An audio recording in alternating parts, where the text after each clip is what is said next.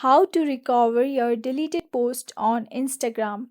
Hello everyone, this is a Hazel here to assist you today. Without any delay, let's get started.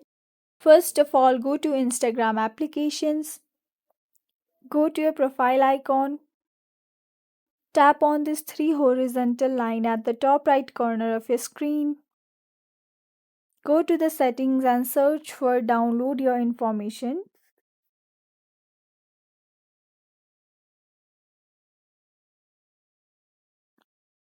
After that, tap on download or transfer information, select your account, tap on next, tap on some of your informations, scroll down to search for content.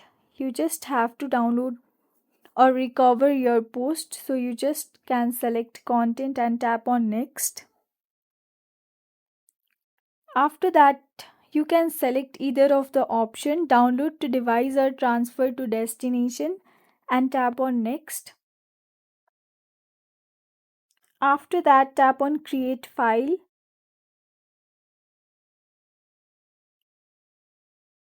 So here it's loading and your file will be ready or will be sent to your Gmail, and you can download that file from your Gmail, or you can simply download it from here, and all the post that has been deleted will be recovered.